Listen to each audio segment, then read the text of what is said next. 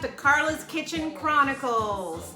Thank you again for joining me for a delicious glass of wine and another yummy recipe.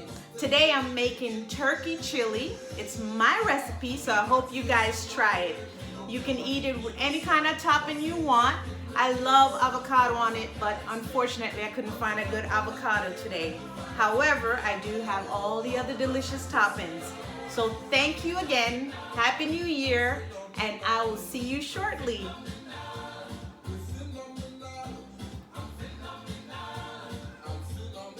Okay guys, so the first thing we're gonna do, I have my stove on to medium high, and I'm gonna go ahead and add some oil.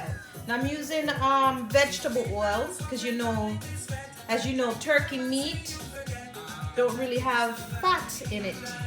So normally I would use olive oil if I was using ground beef, but since it's turkey, I'm using regular oil.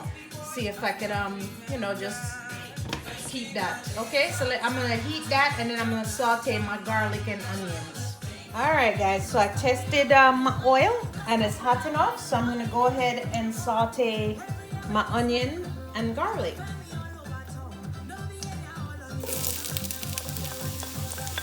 Now this recipe it doesn't take as long as normal chili does because it's turkey, but you do let it cook for a little while. You can do it in a crock pot too. I just like doing it on the stove top.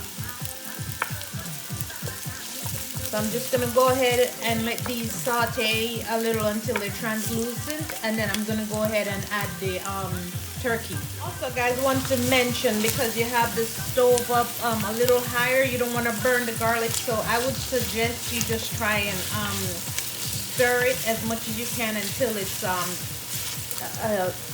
cooked before you put the meat in, because you really don't want to burn that garlic. Or you can turn the stove down a little bit, because I did mine. Okay, and just stir it so the garlic don't get burned. You just want it to be fragrant enough, and then you're gonna go ahead and add the turkey meat. Go ahead and add the meat. As you can see, I did put this stuff to the side, garlic and onions to the side, and I'm gonna add the meat right in the middle. All right.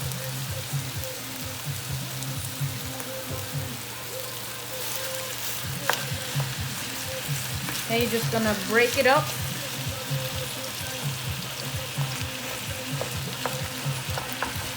And then you're gonna stir it in together with this and let it cook a little before you add your seasoning, okay? Guys, my meat is brown enough, and I'm gonna go ahead and add my seasoning. I have some paprika.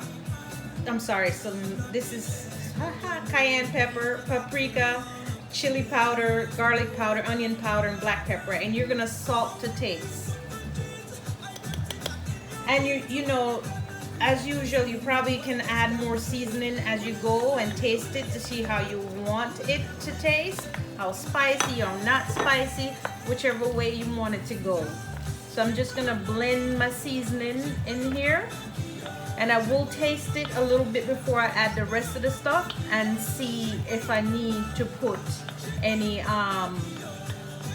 more seasoning, just to light it up a bit. Guys, so I added some more seasoning because I know how I want it to taste, and I probably will add some more later. That's the beans, of course, my tomato,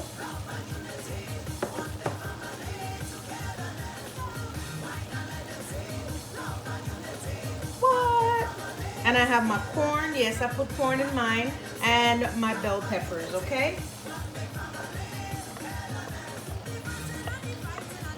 I'm gonna go ahead and get this blended in together.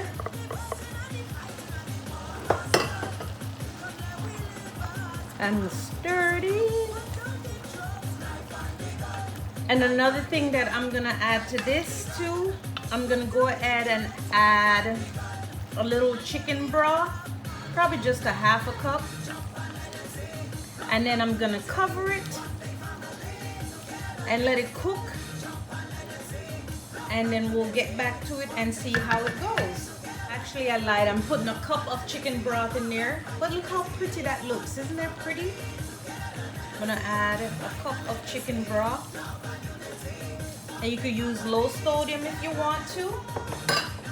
Or just, you know, regular chicken broth. And I'm just gonna blend that in together.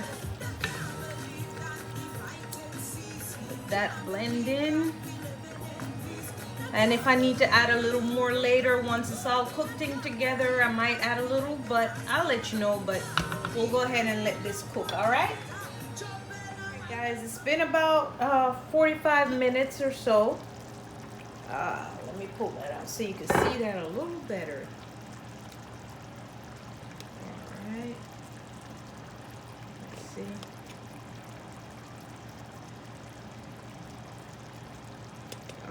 It's been about 45 minutes or so, and it's been cooking good. And what I'm gonna do, I'm gonna take some of this. I'm gonna add a little more chicken broth to it. I'm gonna add some of this juice here from it because I want to thicken my sauce. And I'm gonna add about a tablespoon of flour. I'm gonna mix it in together. Let me get that. I can show you. Come on. Just mix that in together like that until the flour is dissolved. And I put the hot water in there because I want it to melt that flour when it gets lumpy like that. And what I'm gonna do, I'm gonna continue to do this until it's softened. I use flour, Joe, because the flour gets it nice and thick. And this is my recipe, so I don't have that stuff you're talking about. So, all right, so there it is. Lucky for you, I was too lazy to make my world famous chili tonight. Yeah, whatever. Anyway, he does make a good chili though. Anyway, so that's that. World famous chili. I'm gonna pour that in there, okay?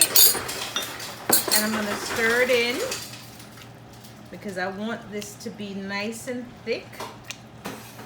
And you know, if for some reason you feel like it's still not thick enough for you by the time it's done, then you can always do that again until it reached the thickness that you want. You can also use